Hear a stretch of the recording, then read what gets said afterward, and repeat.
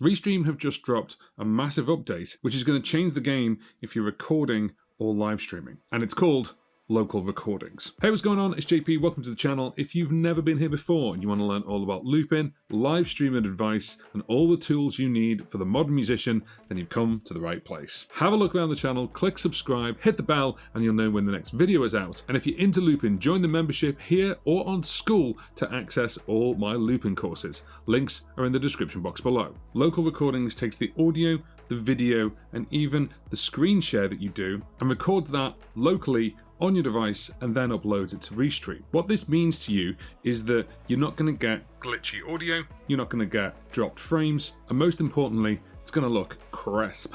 Now the caveat with this is in order for this to work, you need to have the professional tier on Restream Studio, which is $39 a month, but if you're live streaming a lot, this is worth its weight in gold. And I've got a link in the description box where you can sign up to Restream and get a little bit of credit towards that monthly payment. For someone who does interviews for my How Do You Loop podcast, Zoom and the other ones just don't cut it anymore. Of course for the video, but mainly for the audio. Restream already has high quality audio options, but if someone's internet on the other side of the world is laggy or a bit slow, then what happens is it drops the frames and more importantly, it reduces the quality of the audio, mainly because either mine or their internet speed isn't fast enough. With local recording, what it really does is it actually records locally to your computer and then uploads that as a file, but it really cleverly does it continuously. So if you're having an interview with someone and that other person is playing or performing, you want to hear the quality, you want to hear the audio that they're pumping out, provided they're pumping it out in a really nice way through an audio interface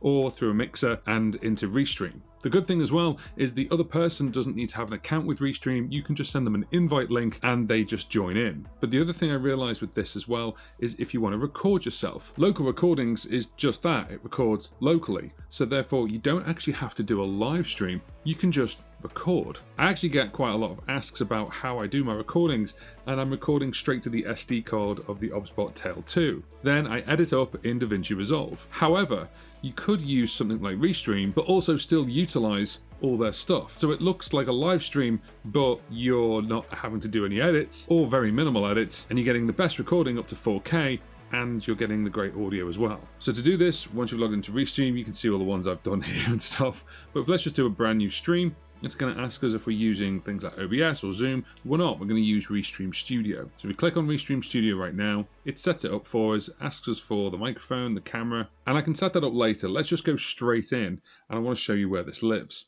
So without booting up a camera or anything at the moment, I just wanted to show you this one. Record. Now you can go live or you can just click record only. So you're creating without a broadcast, but you've still got access to everything that I use on Restream. So we've got things like graphics, we've got captions, we've got QR codes for selling stuff.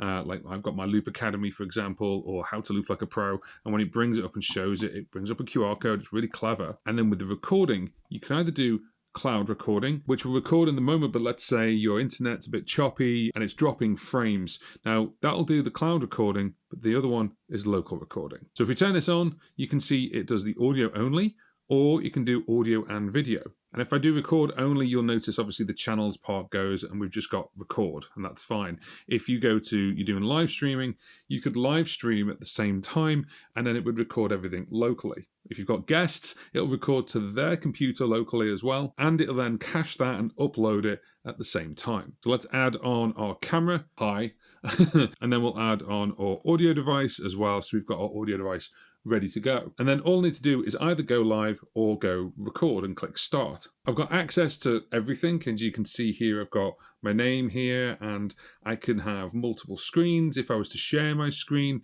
that would be recorded as well. Once I'm finished, then it will carry on uploading if the internet is poor, and when it will give you an option that says upload complete. So let's just say we finished our recording.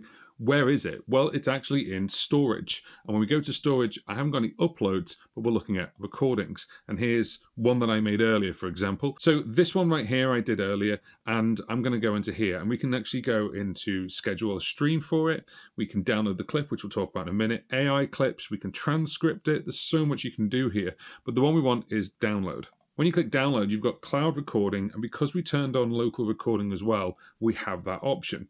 So with cloud recording, It may potentially change the quality because of obviously the internet connection. If your internet's great, and don't worry about it. But then with local recording, this is kind of guaranteeing you the best quality. What's really clever is when you click download, you'll get a zip file with MP4, WAV, and then you'll get an XML file or a Final Cut Pro XML file. And this is a game changer because all I need to do, if you've got multiple streams and multiple cameras, multiple guests, I just need to import the XML file into DaVinci Resolve. It'll pull all the audio and all the video from the file, and then I'm ready to edit it, or I could multicam clip it. So if I hit download right now, it'll start downloading, and it's actually downloading it straight away. And then I've actually moved it, but what you get is you get this zip file. So if I double click this zip file right now, you'll see that I've got a folder.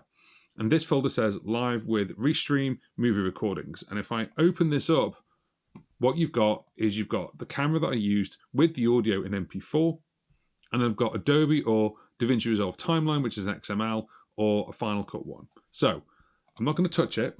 What I'm going to do is I'm going to boot up DaVinci Resolve. If you're video editing, your music creations, or your live streams, this is a game changer. Let me show you how. So let's do a new recording. We're going to call this Restream Test, just to bring it in. And then specifically for DaVinci Resolve, what you do is go into the edit page, right click on the media pool, and then on timelines, you can import an XML. And it's on my desktop, it's there, and we're going to use that one, XML import. It asked me about it. For this one, I just did a local recording at 1080, and we click OK. Now, if you get this, which says the file's not found, you want to search for it, yeah. So I know it's on the desktop, and we're going to pick that one and click OK. Straight away, there's the footage, and there's the audio as well.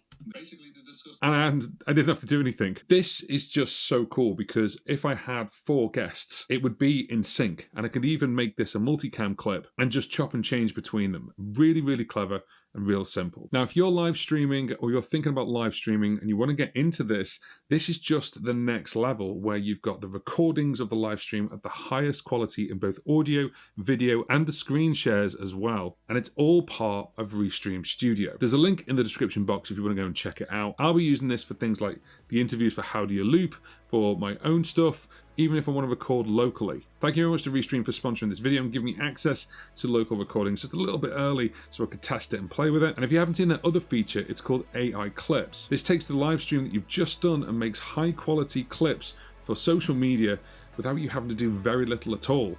That's this video right here.